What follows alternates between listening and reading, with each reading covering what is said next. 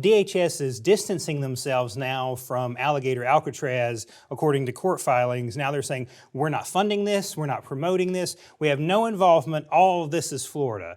Let's talk about this a little bit. Yeah, after Donald Trump shows up for the grand opening last week and Caroline Leavitt had been hyping it up for a couple weeks, now DHS says, whoa, this is a Florida thing. We're not involved. And of course they say that as soon as the lawsuits get filed, because there is something called environmental review. And according to the folks who filed this lawsuit, none of that happened. They just took this abandoned airstrip in the Everglades and started constructing on it. The Everglades, even though this is almost on the outskirts of it, is still a protected area. To do anything, including modifying existing structures, you have to go through this environmental review process. Nobody in the state of Florida did it. Department of Homeland Security didn't do it.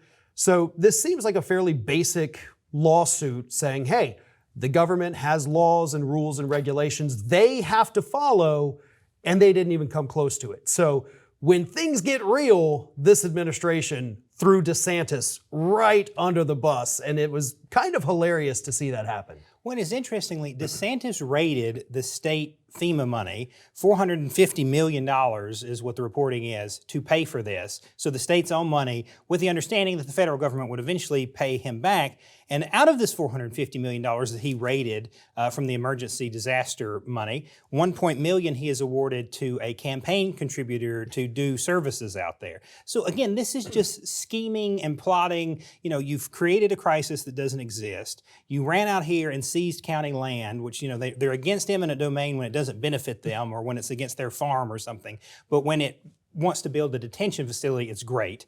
You raid money in a state that is known for hurricanes, that is to deal with the hurricanes, and you've also raided the money for predicting those hurricanes.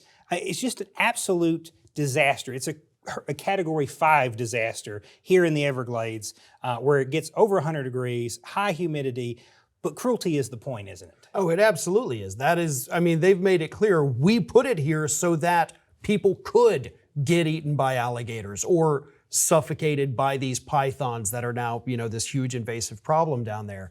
And to me, it's funny for Homeland Security to say we're not paying for any of this when they actually do have a, you know, an agreement with the state of Florida to reimburse. Now, you know, I'm not a lawyer here, but I'm pretty sure if you've got an agreement to pay for something, that's kind of admission that, well, we are paying for it. We're going to give them the money, but DHS argues in their court filing, well, they haven't submitted any reimbursement requests yet, so we haven't paid for anything yet, so we can't be held liable. And again, last week, both Trump and DeSantis were like, oh, we buried the hatchet, we're good buddies now, we're such friends. And then the second it gets real, they say, nope, DeSantis did all of this, we got nothing to do with it, it's this guy. I love it. It's just crooks and liars going at it against each other, no matter what they say publicly, like, oh, we're friends. No, you threw him so hard under that bus the very second you thought you were going to get in trouble. Well, and now the Republican Party of Florida, I think it's the Republican Party of Florida, is selling merchandise for Alligator Alcatraz. This is the most despicable thing, as we've seen in other reporting. The vast majority of people in ICE custody now have no criminal history. They couldn't find enough criminals to meet these imaginary quotas that they've set for themselves. And so now they're just grabbing everybody they can and stuffing them in these places that you have purposely built in one of the most inhospitable places in the country. And there was a memo, the Miami Herald actually obtained it, a report came out this morning, talking about the fact that Trump says, obviously, it's going to be the worst of the worst down here, like he always says, worst of the worst. This memo from Homeland Security actually mentions how we're going to house children there. We're going to bring in pregnant women. And the memo is so specific about these two groups that it even outlines when to give them snacks when you're bringing them on the bus to Alligator Alcatraz. So women and children, pregnant women and children, will be in this hellhole in Florida. It's just truly despicable. When you think they've hit the new low, they find a new barrel to crawl into.